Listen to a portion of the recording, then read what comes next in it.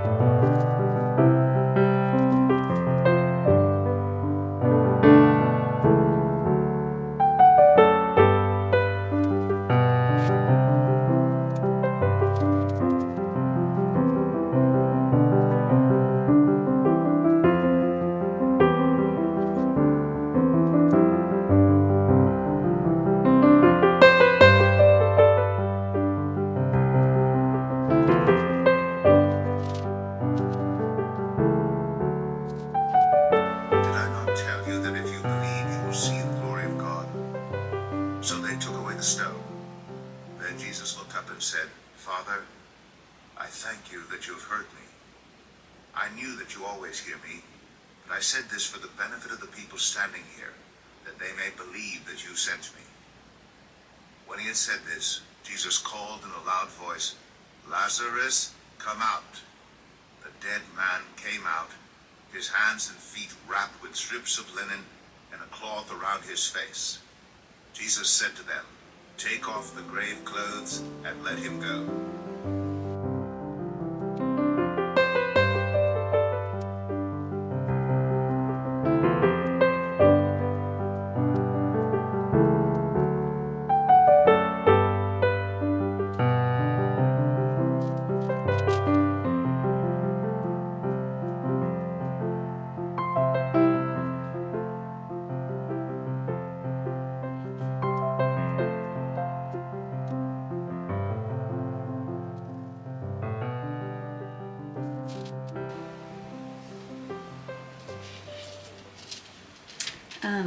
What an amazing chapter, and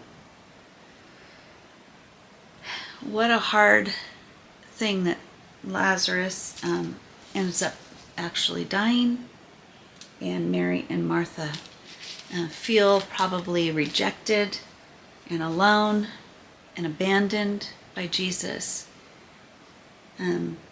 See, this was a family that knew Jesus very well. This wasn't just a stranger or that they just saw him along the roadside.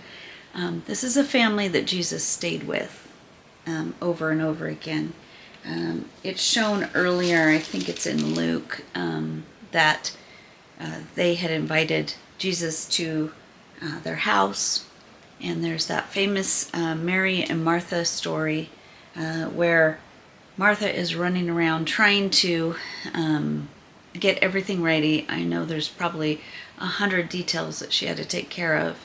And Mary is actually sitting at Jesus' feet and just listening to every word that he says. And whether you're a Mary or a Martha, you've probably felt deeply for part of this story.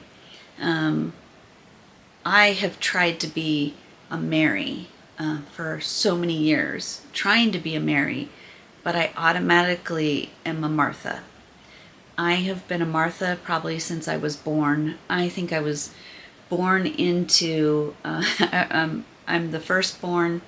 I had siblings underneath me I had to take care of. We went to babysitters, and I had to be the one to protect them and put my arms around them, when they were getting teased or hurt. Right now, I'm feeling that, a lot of Martha in the last couple of years as I am the one preparing all the meals for all the holidays and preparing all the meals for family and for our parents. And I'm the one that had to jump in and try to put together some of the funeral stuff. Thank God my siblings came in and really were such amazing help. And then I jumped into my father-in-law's, kind of trying to help with that, and then felt like I was out of place because I'm an in-law. But I know Martha well. I want to be a Mary. I want to sit at Jesus's feet and just take in everything that he has to say. But when it boils down, I'm a Martha. I'm busy in the kitchen. I'm busy with the details, and I'm frustrated that nobody's helping. But here we are. They know Jesus really, really well.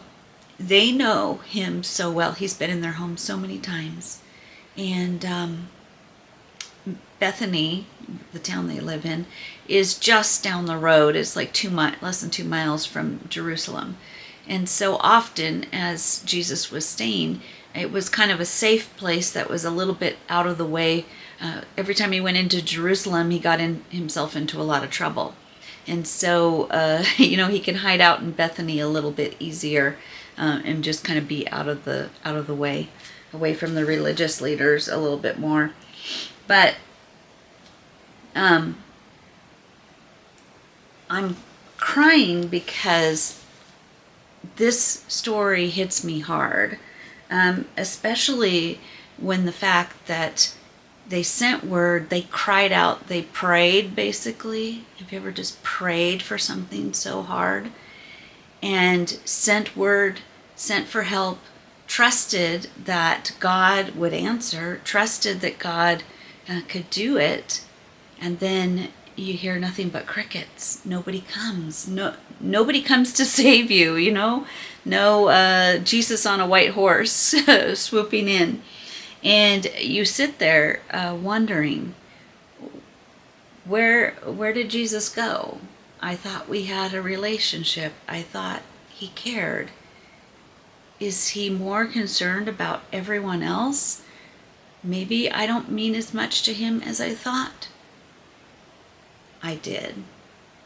These are the things that are probably going through Martha and Mary's minds as they sent word for Jesus and he didn't come. And he said he'll be there eventually, I'm sure some of the messengers that got word to him said, well, I told him and he's not coming. So the sentence where Jesus finally comes, he's already been in the ground 4 days. You are really dead if you've basically been in a tomb for 4 days. If you're dead for 4 days, you're dead. There's probably nothing left, and I think she even says that there's a stink. I don't think you want to go in there. But in verse 21, Martha, who I identify with so much, she says, Lord, if you had been here, my brother wouldn't have died. I sense that there's a little anger. I sense that there's a little disappointment in that. But then she quickly backs it up with, but I know even now, God will give you whatever you ask, because Martha is the peacekeeper. So she's going to do that. And then he gets into a debate, and he actually says his number 5 I am statement in John. First he says, your brother will rise again. And she's like, I know, we're all going to be in heaven together. I know, but that's not going to help me now. Think about this.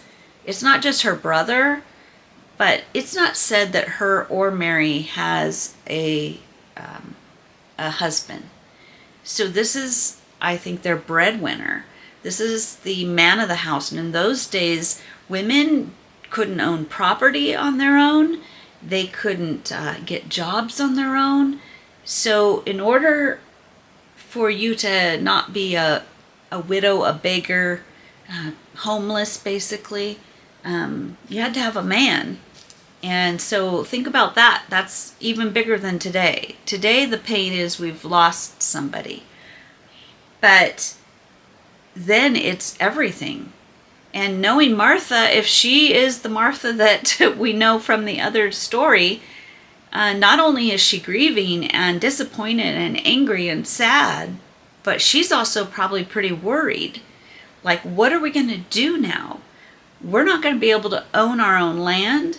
We're not going to be able to eat. We're not going to be able to... I'm sure she's got 100 things running through her head when she comes to Jesus. And so Jesus actually works with her and deals with her very intellectually. And he goes through and tells her, I am the resurrection and the life. Those who believe in me will live, even though they die. He's trying to comfort her, but he's doing it on her level. And then you notice when Mary comes running, when Mary hears, she goes running. And all the mourners, now remember there are professional mourning people. They actually come to the graveside, and maybe it's family and friends, but even a lot of times they hired them where they would just weep and mourn. And it probably is a lot of family and friends as well. But when Mary reached, it's verse 32, the place where Jesus was and saw him, she fell at his feet and said, Lord, if you had been here, my brother might not have died. Now, she says almost the exact words. In fact, I think it's pretty much word for word. But Jesus deals with her differently. He says, when Jesus saw her weeping and the Jews who had come along with her also weeping, he was deeply moved. He was more emotionally moved by Mary. She probably was more of emotional, free-spirited kind, just type, and she probably showed her emotions. Maybe when Mary came, or Martha came, maybe she didn't have, like, all she had was disappointment, anger, and she's more reserved. But Mary, man, she's probably just weeping. And so Jesus, you can see in 35, he actually weeps. And even though he knows what the outcome's going to be, he realizes that he's disappointed them. He realizes that they're hurting, and he has compassion over them. And then he actually does go and raise Lazarus from the dead, which is such an amazing miracle. And I'm sure they were at that point just so relieved. Martha, I could just see weights just peeling off of her, like, oh, you know, he does care about me. He does love me. And I think in this, I want to tell you that if you've had something you've been praying for, and it feels like forever, and it feels like God abandoned you, it feels like maybe you're not as important as somebody else, that's not true. It may be that he's waiting for something, and it may be better than him answering you right now. And that's hard when you're in the middle of it to say, what could be better than him answering and healing Lazarus right now while he's sick? Well, what's even better is he raises him from the dead and shows that he has power over death, and that he is the Messiah. And he would bring them life again in their family, but they just didn't know it when they were waiting. So I would just say, and I'm talking to myself, if you've been waiting a really long time for a prayer to be answered, just hang on. God has a purpose. Trust him. You've got to learn how to trust and understand that his will is better than ours. He knows the future. He knows what's best for us. And so we have to put that in his hands. And I'm speaking to myself about a lot of prayers that have been prayed almost the entire time my children have been on earth, and they're not answered. Or maybe even especially the last 20 years, the last 14 years, the last 12 years. Lord, when are you going to answer? When are you going to come? When are you going to heal my children? So anyway, I didn't mean to make that so heavy, but I think it's important that we sit back and we realize that